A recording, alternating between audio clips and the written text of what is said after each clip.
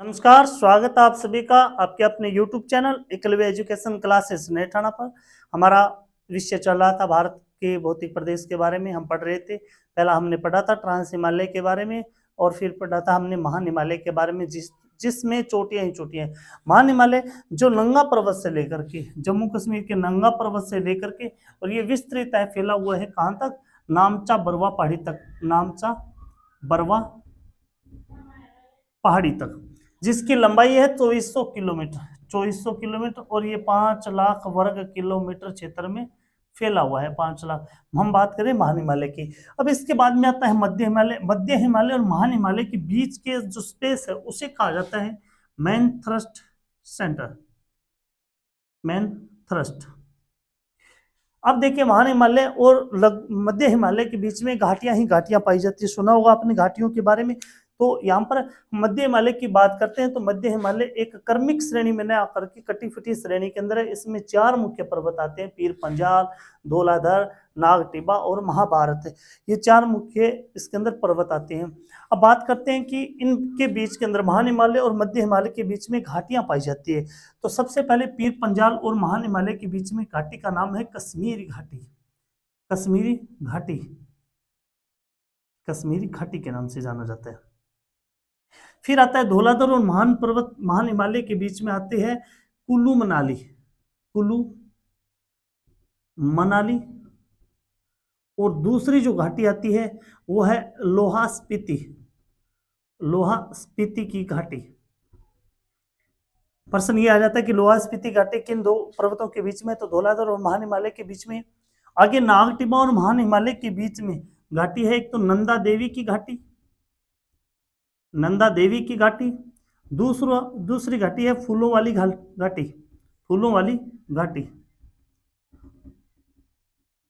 आगे आता महाभारत। महाभारत और महान हिमालय के बीच में घाटी का नाम है काठमांडू घाटी, काठमांडू घाटी, जो कि नेपाल में स्थित है, काठमांडू घाटी। एक ये भी है चुंबी घाटी, चुंबी घाटी, ये सिक्किम क्षेत्र में स्थित है, चुंबी घाटी।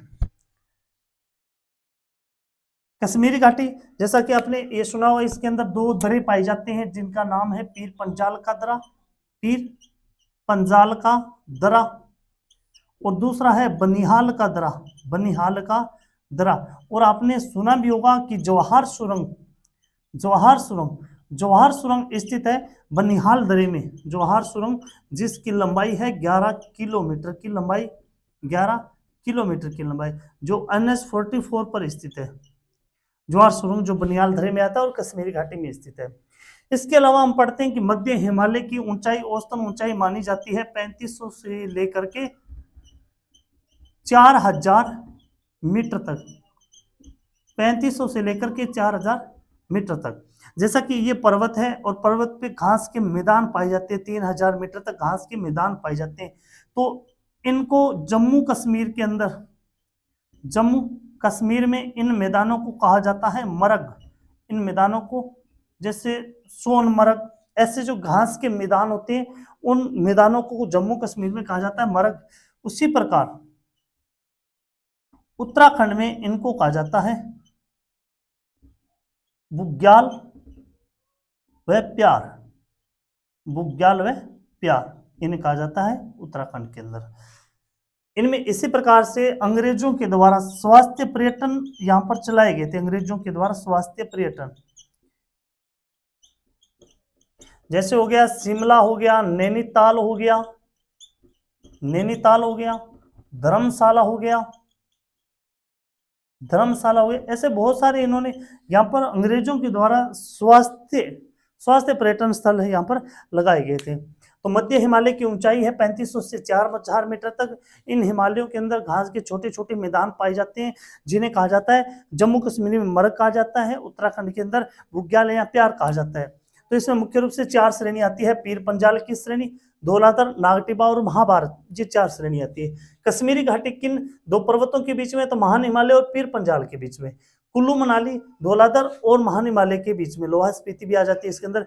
नंदा देवी, फूलों वाली घाटी, नागटिब्बा और महान हिमालय के बीच में।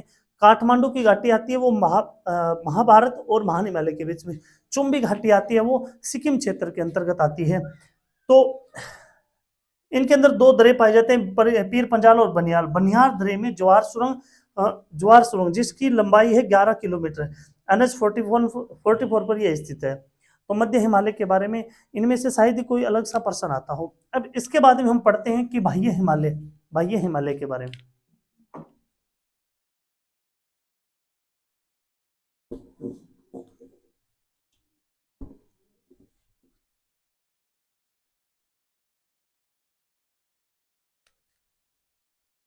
बाह्य हिमालय, ये लो।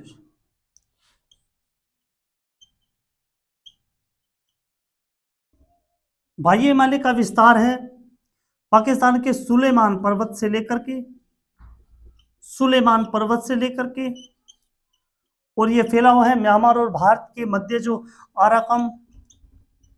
आराकाम पर्वत है वहां तक इसका विस्तार है। इससे बाह्य हिमालय भी कहते हैं और इसे शिवालिक की पहाड़ियां भी कहते हैं, शिवालिक की पहाड़ियां भी कहते हैं। गौर कीजिए कि सुलेमान पर्वत से लेकर ये पाकिस्तान में और म्यांमार और भारत के बीच में जो आराकाम पर्वत तक है वहां तक इसका विस्तार है। तो इन क्षेत्रों के अंदर छोटे छोटे ये द्वार या दून पाए जाते हैं, द्वार या दून पाए जाते हैं, जैसे हरिद्वार हो गया, जैसे देहरादून हो गया। एक प्रकार के दरे होते हैं, यानी यह भी एक क्रमिक श्रेणी के अंदर नहीं आती, यह श्रृंखला भी क्रमिक श्रेणी के अंदर नहीं आती। तो बाह्य हिमालय सुलेमान पर्वत से लेकर के आराकाम पर्वत तक यह फैला हुआ है। इसमें इस क्षेत्र में दून और द्वार पाए जाते हैं। तो भारत में जो भौतिक प्रदेश का पहला भाग था हिमालय के बारे में उचावच की दृष्टि से बांटा गया है। कहां से? उत्तर से लेकर के दक्षिण तक यह भाग बांटा गया। ट्रांस हिमालय पढ़ा था, महान हिमालय, मध्य हिमालय और बाह्य हिमालय। रोकना है। अब आगे हम जैसे पढ़ते हैं हिमालय को प्रादेशिक आधार पर भी 4 भागों में बांटा है सिडनी बुराड़ ने। तो प्रादेशिक आधार क्या होता है? जैसे ये भारत का नक्शा आपको दिखाई दे रहा होगा,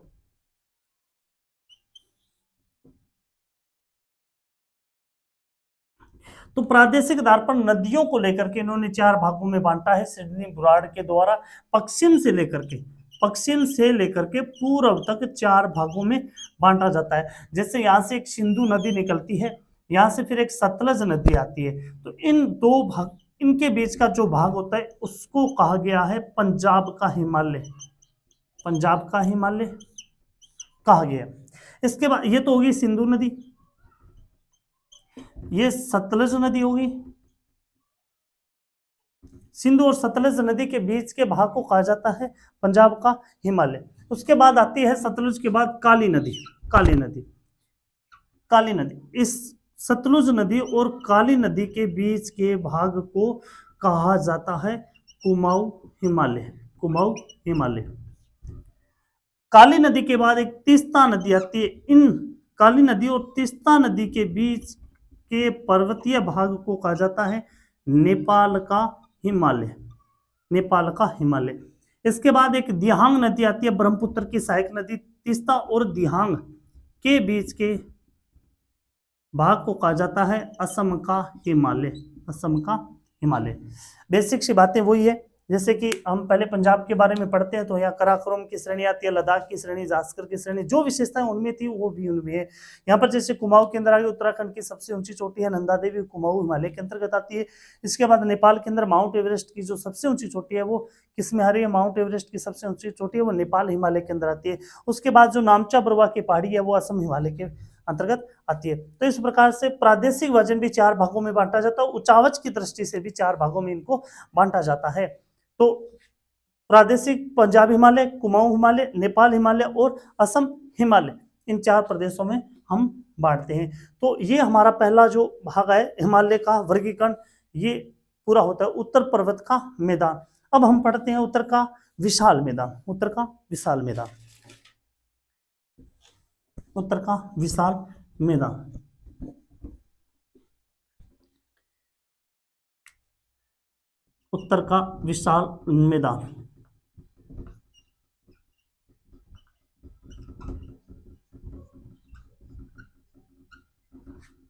समझिएगा, देखिएगा पहले कि पर्वतों से बहुत सारी नदियां निकलती है, नदियां अपने साथ अवसाद लेकर के आती है और बहुत बड़े क्षेत्र में वो विक्षेपित कर देती है, बिछा देती है।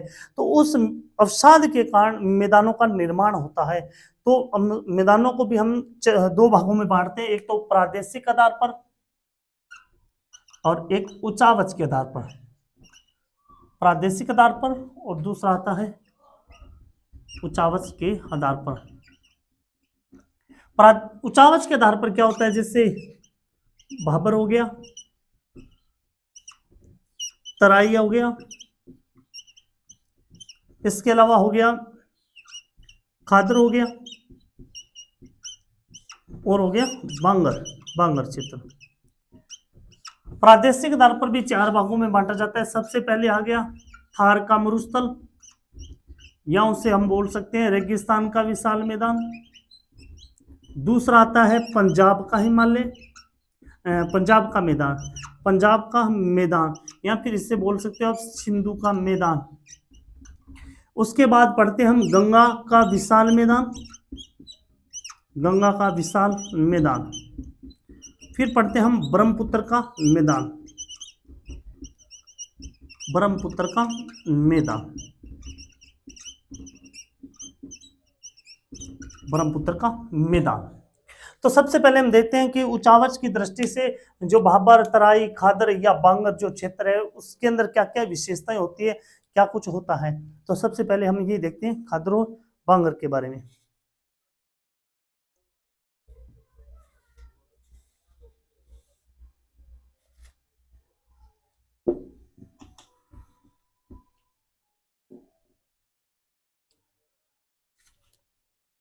खादर व बांगर के बारे में, जैसे ये एक पर्वत है,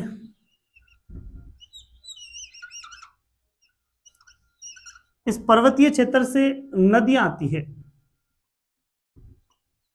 नदियां आती है, नदियां अपने साथ अवसाद लेकर के आती है। उनका ढाल, यहाँ पर पर्वतों का ढाल तिरव होने के कारण नदियां एकदम अपना भी ढाल भी वो भी तेज करती है, अपना ढाल भी क्या करती है, तेज करती है। तेज ढाल के कारण, पानी के तेज बहाव के कारण वो पत्थरों को तोड़ती हुई आती है, पत्थरों को तोड़ती हुई आती है। और ये पत्थर अपने जो शिवालिक श्रेणी की पहाड़ियां हैं उनके नीचे वो आप कह सकते हैं कि शिवालिक के चरणों की ओर, तो वहां पर इन पत्थरों का जमाव कर देती है, जमाव कर देती है।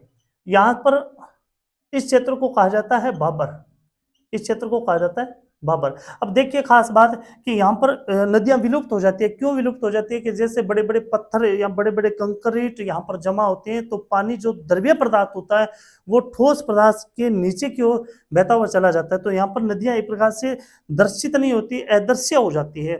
तो इस क्षेत्र से इन कंकड़ों का जमाव करने के बाद वो अपने साथ जो बारीक अवसाद लेकर के आती है वो एक पूरे मैदान में बिछा देती है। तो इस क्षेत्र को हम कहते हैं तराई का मैदान, तराई का मैदान। तो देखिए यहाँ पर कि भाबर वाले क्षेत्र में खेती नहीं कर सकते क्योंकि कंक्रीट भूमि होती है। इसके बाद तराई का मैदान आता है, तराई का मैदान। तो इसमें क्या होता है कि यहाँ पर नदियां दिखाई देने लग जाती है। नदियां क्या होती है, नदियों का पानी वो दिखाई देने लग जाता है। इसे दलदली क्षेत्र भी हम कह सकते हैं क्योंकि ये दलदल बनाती है, दलदली क्षेत्र बना देती है। तो यहाँ पर पानी दिखाई देने लग जाता है, नदियां दिखाई देने लग जाती है और ये क्षेत्र, तराई वाला क्षेत्र, ये कृषि के योग्य भी हो जाता है। तो भाबर के अंदर खेती नहीं की जा सकती और तराई वाले मैदानों में हम खेती कर सकते हैं।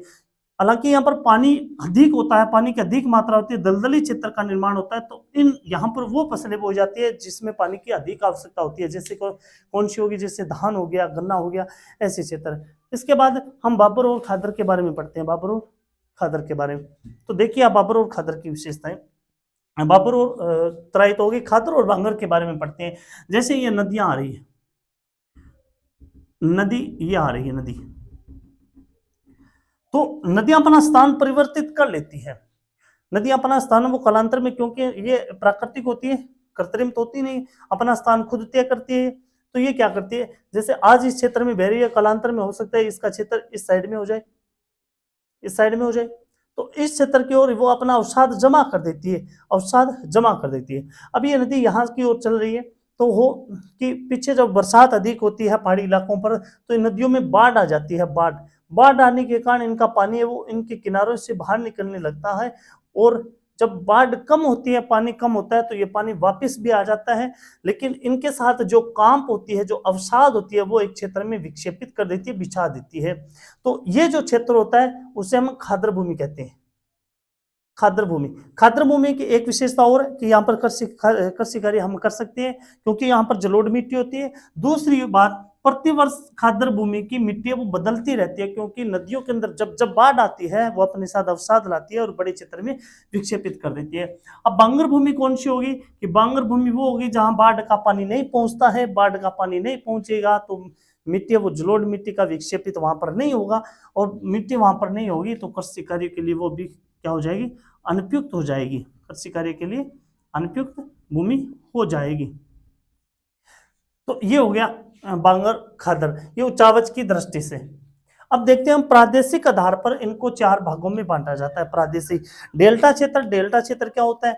जैसे समुद्र में गिरने से पहले, समुद्र में गिरने से पहले नदियां अपना क्या, अपनी थोड़ी छोटी छोटी सहायक नदियों में बंट जाती है ये अपने स्थलाकृतियों के कारण। यानी अरब सागर की बात करें या बंगाल की खाड़ी की बात करें कि उनमें से गिरने से पहले नदियां एक तरह से सहायक नदियों के रूप में बन जाती है। जैसे ये नदी आ रही है तो ये बिखर कर अपना पानी है वो एक बहुत बड़े क्षेत्र में फैला देती है। तो ये जो बीच में जो स्थान बनता है, स्पेस बनता है, वो डेल्टा क्षेत्र कहलाता है, डेल्टा क्षेत्र। तो अब हम पढ़ते हैं प्रादेशिक विभाजन के बारे में। प्रादेशिक विभाजन के आधार पर कितने भागों में ये बांटा जाता है? प्रादेशिक विभाजन की दृष्टि से कितने भागों में बांटा जाता है?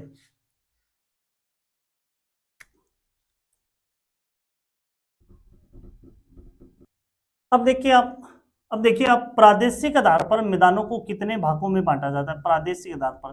पहला जो भाग होता है, जैसे मैं थोड़ा छोटा सा नक्शा बना लेता हूं भारत का, जैसे तैसे बनाना आता है वैसा ही।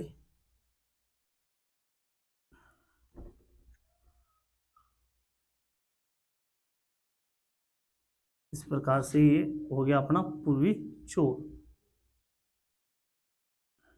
ये लीजिए। अब प्रादेशिक आधार पर इनको चार भागों में बांटा जाता है। पहला जो भाग आता है वो आता है अपना थार का मरुस्थल। थार का मरुस्थल ये राजस्थान है, और सबसे पहले हम पढ़ते हैं थार का मरुस्थल। थार का मरुस्थल या थार का मैदान। दूसरा जो भाग आता है पंजाब और हरियाणा में, ये आता है पंजाब का मैदान। पंजाब का मैदान या सिंधु नदी का मैदान।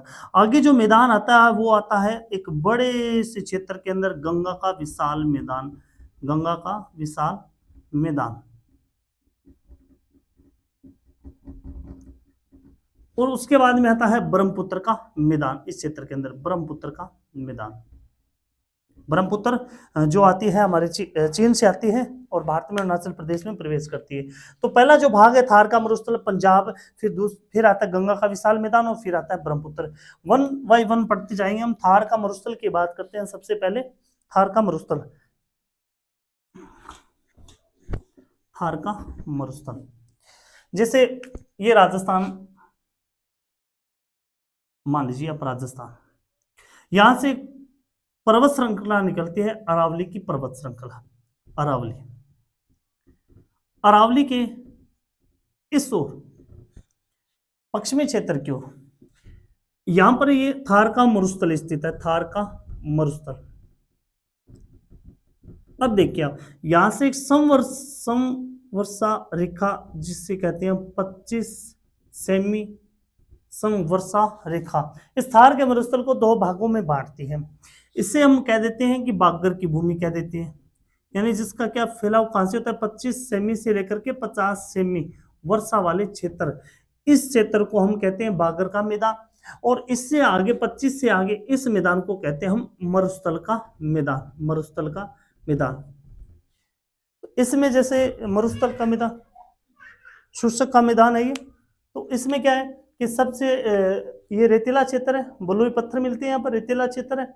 और इससे आगे जो है 25 से 50 समवर्षा वाले क्षेत्र, यानी इसको हम कैसे कह सकते हैं अर्ध शुष्क, अर्ध शुष्क। और ये कौन सा क्षेत्र है? शुष्क क्षेत्र है, शुष्क क्षेत्र। तो एक नदी इसकी एक विशेष नदी है लूणी नदी। लूणी नदी, जो अजमेर के नाग पहाड़ से निकलती है और बालोतरा में उसका पानी है वो खारा हो जाता है। उसके बाद बलोत्रा के बाद उसका पानी है वो खारा हो जाता है।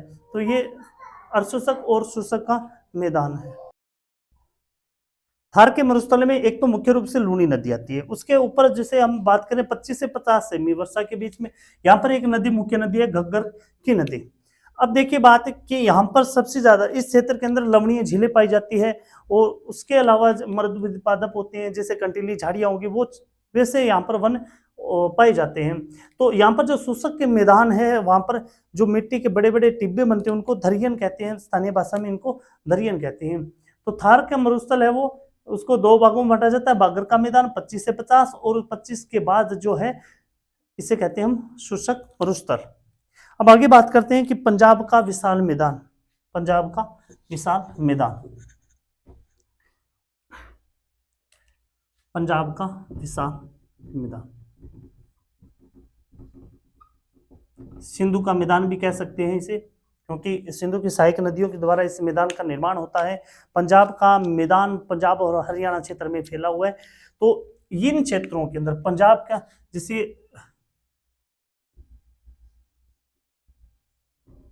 ये जो क्षेत्र है यहाँ से एक सिंधु नदी निकलती है, तो पाकिस्तान में प्रवेश करने के बाद वो कराची में जाकर के वो अरब सागर की खाड़ी में गिर जाती है। उसके बाद ये जो इसकी सहायक नदियां हैं जैसे पहली हो गई एक झेलम हो गई, झेलम के बाद में चिनाब हो गई, चिनाब के बाद में रावी हो गई, रावी के बाद में व्यास नदी जो निकलती है, व्यास नदी, और फिर निकलती है एक सतलुज नदी, सतलुज के नीचे घग्गर आती है, घग्गर के बाद ये एक यमुना नदी आती है। तो इस प्रकार से ये जो नदियां हैं नदियों के बीच का जो भाग होता है, दो नदियों के बीच का भाग दोआब क्षेत्र कहलाता है। इन नदियों के साथ जो अवसाद आते हैं तो वो अपने साथ जलोढ़ मिट्टी लेकर के आते हैं और यहाँ पर इनके आसपास के क्षेत्रों में इस मैदान का निर्माण होता है। तो इसमें पढ़ने वाली बात यह है कि दो नदियों के बीच के अंदर कौन कौन से दोआब बनते हैं उनके बारे में हम जानेंगे। जैसे ये सिंधु नदी है, सिंधु नदी, सिंधु नदी की एक सहायक नदी है झेलम, झेलम, और उसके बाद में सिंधु की सबसे बड़ी सहायक नदी कौन सी है, ये चिनाब है, और चिनाब के बाद जो नदी आती है वो रावी नदी आती है, रावी नदी, रावी के बाद जो व्यास नदी आती है और व्यास के बाद है ये सतलुज नदी आती है।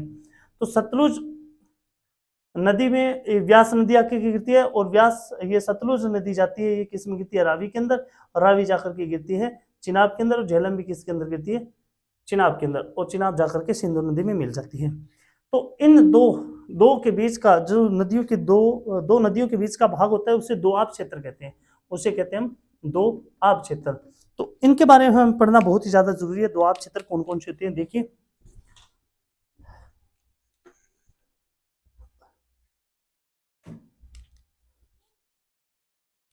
दोआब क्षेत्र सबसे पहले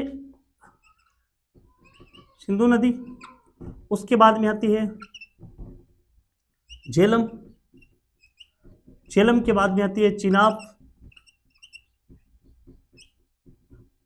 चिनाब के बाद में है रावी, रावी के बाद में है व्यास, व्यास के बाद में है सतलुज नदी, इसके बाद में है घग्गर नदी,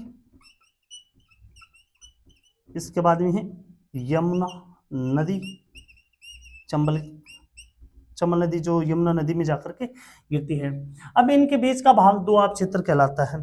तो सिंधु और झेलम इनके बीच का भाग दोआब क्षेत्र कौन सा, ये इसे बोलते हैं सिंध सागर दोआब क्षेत्र, सिंध सागर दोआब क्षेत्र, दोआब क्षेत्र।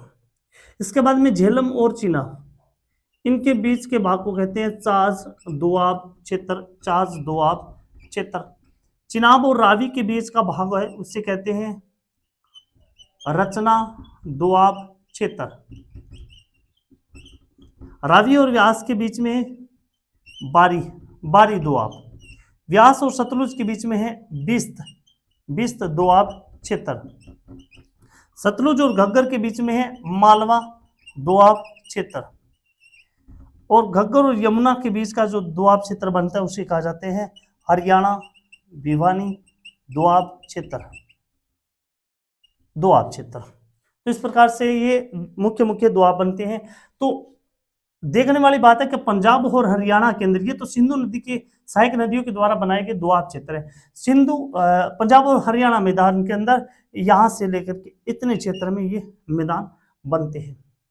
रावी, व्यास, सतलुज, घग्गर, यमुना, बारी, बिस्त, मालवा और अचार, बिहानी, हरियाणा, भिवानी दोआब क्षेत्र इसमें बनते हैं। इसके अलावा जो पंजाब की भूमि है, पंजाब हरियाणा का मैदान है, वो जलोढ़ मिट्टी का मैदान है, उपजाऊपन का मैदान है। सबसे ज्यादा पैदावार जो होती है वो इन्हीं क्षेत्रों में होती है। इसके अलावा जो इसकी पुरानी भूमि को जैसे हम बोल देते हैं भाबर, एक बार मिटो देता हूं इसको।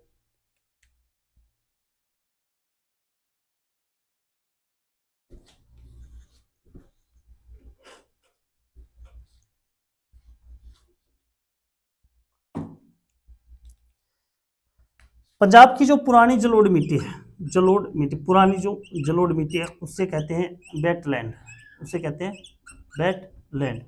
और जो मिट्टी अपरदित हो गई उस भूमि क्षेत्र को कहा जाता है चोस क्षेत्र, उस भूमि को कहा जाता है चोस क्षेत्र। तो ये दोनों क्षेत्र पाए जाते हैं अपने पंजाब क्षेत्र में पाए जाते हैं। आगे जो बात करते हैं हम गंगा का विशाल मैदान, गंगा का विशाल मैदान, गंगा का विशाल मैदान।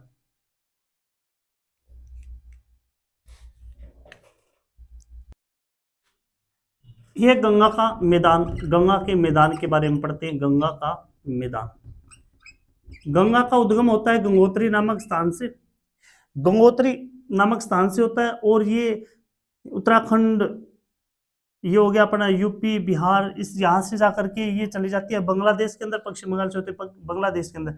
इधर से फिर एक नदी और आती है हमारे, ब्रह्मपुत्र की नदी अरुणाचल प्रदेश में प्रवेश करती है। और इसके बाद ये भी कहाँ पर चली जाती है, बांग्लादेश के अंदर। तो बांग्लादेश में प्रभावित होती है। यहाँ से ये जो गंगा नदी आ रही है वो किस में मिल जाती है, ब्रह्मपुत्र नदी में मिल जाती है। और ये जाकर के किस में गिर जाती है, बांग्लादेश को पार करके बंगाल की खाड़ी में, बंगाल की खाड़ी में। अब इसकी बहुत सारी सहायक नदियां हैं, जैसे इसकी सबसे बड़ी सहायक नदी यमुना नदी हो गई। उसके बाद जैसे कोसी नदी आ रही है, कोसी नदी जिसे बिहार का शोक कहा जाता है।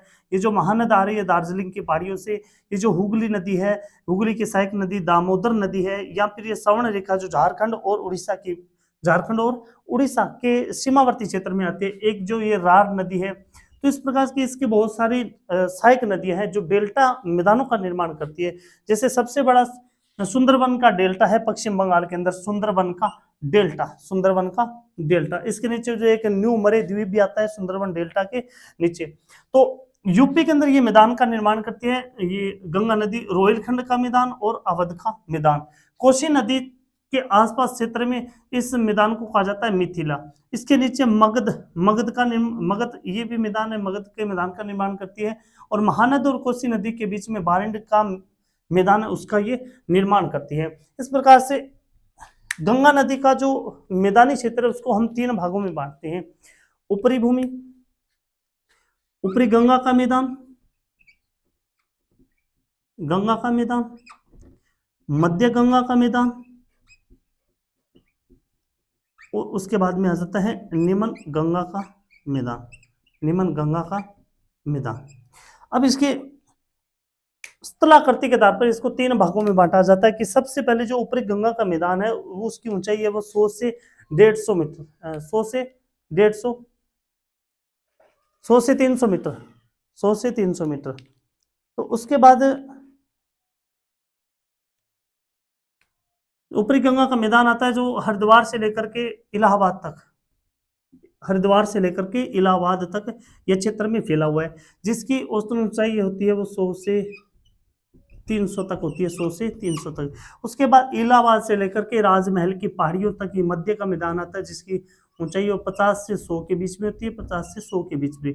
इसके बाद है ये जो आगे आता है निम्न गंगा का मैदान, जो राजमहल की पहाड़ियों से आगे की है, उसकी ऊंचाई है वो 50 से भी कम पाई जाती है। इनमें बहुत सारी सहायक नदियां होती है, जैसे गंडक होगी, कोसी होगी, घाघरा होगी।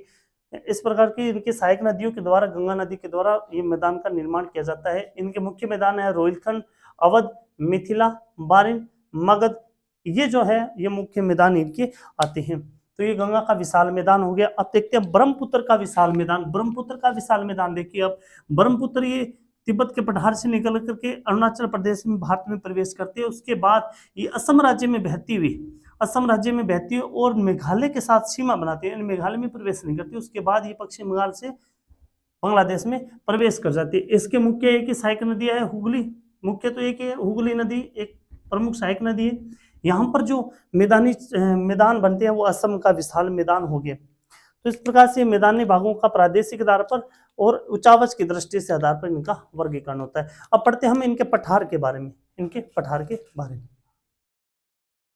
अब पढ़ते हैं भारत का पठारी प्रदेश, भारत के पठारी प्रदेशों के बारे में पढ़ते हैं। पठारी प्रदेश, पठार क्या होती है? पठारों का निर्माण भी अलग अलग प्रकार से होते हैं, जैसे अंतर्जनित बलों के कारण भी होते हैं, बाह्य बलों के कारण भी होते हैं। तो इनका जैसे जलवायु के आधार पर भी इनका निर्माण होता है। तो वह भूमि जो 600 मीटर से लेकर के और 1000 मीटर तक जिसकी ऊंचाई होती है वो क्या कहलाते हैं? पठार कहलाते हैं। हालांकि इनका ऊपरी का क्षेत्र वो समतल होता है, मेज के आकार का होता है, समतल आकार का। ये बनते किस प्रकार से? पठारों का निर्माण जैसे पृथ्वी के अंदर मेग्मा होता है, मेग्मा को जब पृथ्वी की हल्की परत नहीं मिलती तो वो अपना जोर लगाती है, पृथ्वी के आंतरिक भाग में जोर लगाती है, तो पृथ्वी का कुछ भाग गुम्फाकार रूप में ऊपर उठने लगता है, वो पठार में आते हैं। उसी प्रकार जैसे लावा जनित भी पठार होते हैं। लावा जब ज्वालामुखी फटती है तो उसके साथ जो फटने के बाद जो पदार्थ आता है उसे लावा कहा जाता है। तो इस लावे से विशाल मैदान का निर्माण होता है। उसके बाद नदियों के कारण भी मैदानों का निर्माण होता है, जलवायु के कारण भी मैदानों का निर्माण होता है, पठारों का निर्माण होता है। तो इसमें देखते हैं भारत के अंदर मुख्य रूप से कौन कौन से हम पठार आते हैं। सबसे ऊंचा पठार जिसे हम कहते हैं लद्दाख का पठार। सामान्य बस बातें इनके लद्दाख का पठार जिससे भारत का सबसे ऊंचा पठार कहा जाता है, जिससे भारत का सूखा पठार कहा जाता है, जिससे भारत का सबसे कम वर्षा वाला पठार कहा जाता है। उसके बाद में पठार आता है मारवाड़ का पठार।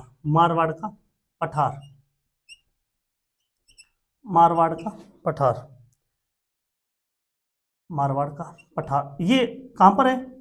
ये अपने राजस्थान के अंदर है, अरावली के पश्चिमी भाग की ओर ये मारवाड़ का पठार है, जिसमें शुष्क भूमि ज्यादातर आती है, बलुई पत्थर मिलते हैं, तो ये मालवा का पठार। इसके नीचे जो आता है वो महाराष्ट्र का पठार आता है, महाराष्ट्र का पठार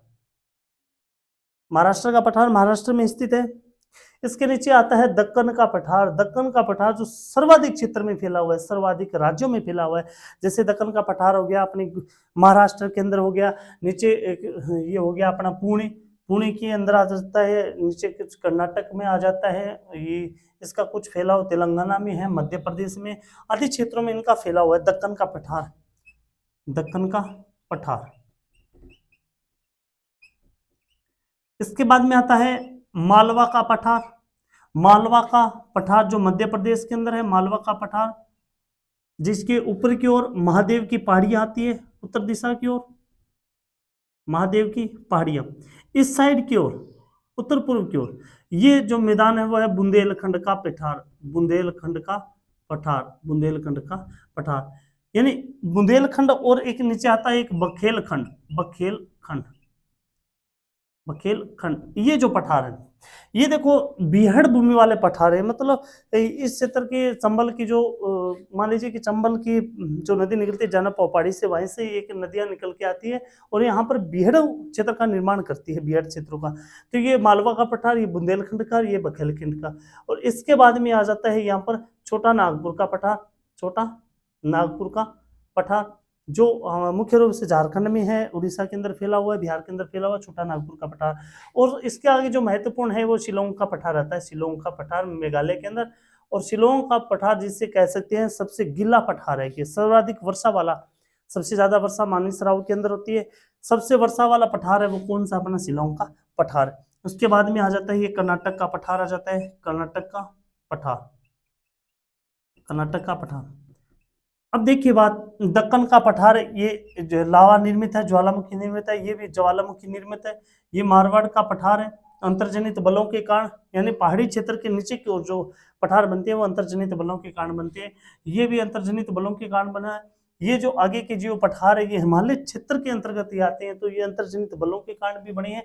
तो इस प्रकार से मुख्य रूप से जैसे लद्दाख का पठार सबसे ऊंचा पठार हो गया, दक्कन का पठार जो सर्वाधिक क्षेत्र में फैला हुआ पठार है। इसके अलावा हम बात करते हैं कि छोटा नागपुर है जो झारखंड हो गया, उड़ीसा हो गया, बिहार क्षेत्र में फैला हुआ है। ये शिलोंग का पठार जिसे सबसे ज्यादा गीला पठार कहा जाता है, सर्वाधिक वर्षा वाला पठार कहा जाता है। इन बीच के अंदर जो ये पठार आ रहे हैं, तो ये देखिए आप, इन पठारों के अंदर सबसे ज्यादा जलोढ़ मिट्टी मिलती है, काली मिट्टी मिलती है। काली मिट्टी कपास के लिए उपजाऊपन होती है, काली मिट्टी वो उपजाऊपन होती है कपास के लिए। ये जब हम पढ़ेंगे मिट्टी के अंदर, तो मिट्टी के अंदर इनका पूरा विस्तृत क्षेत्र पढ़ेंगे कि किन पठार में किस प्रकार की मिट्टी पाई जाती है और क्या खास विशेषताएं होती हैं।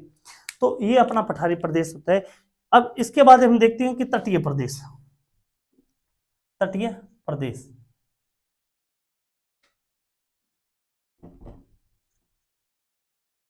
अगर आपको भारत के जीके की, राजस्थान जीके की नोट्स चाहिए विस्तृत रूप में बनाई हुई, तो आप कमेंट कर सकते हो या फिर कोचिंग से आकर के ले भी सकते हो।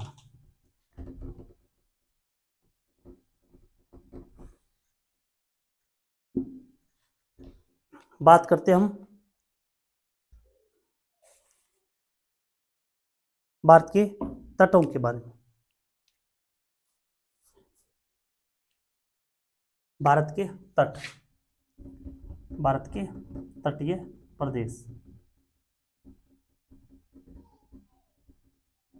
भारत के तटीय प्रदेश।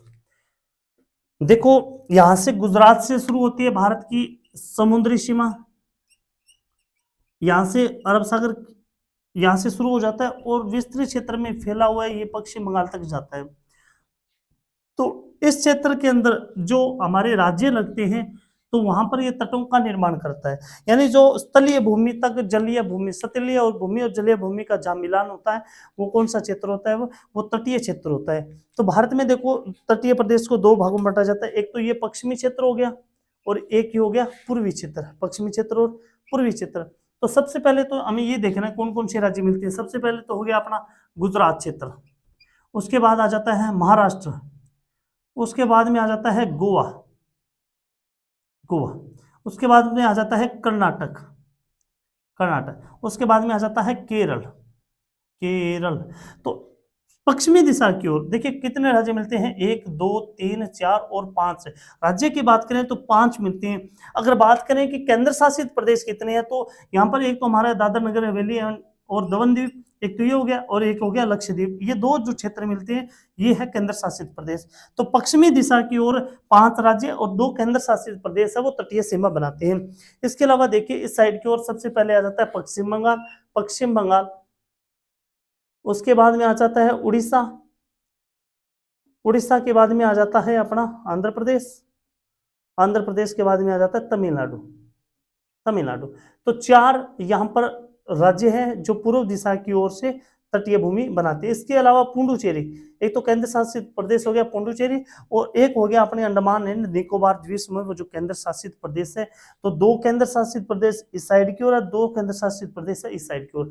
यहाँ पर पश्चिमी दिशा की ओर 5 राज्य मिलते हैं और यहाँ पर 4 राज्य ये तटीय सीमा बनाते हैं। बात करें कि कुल कितनी तटीय सीमा, 6100 किलोमीटर।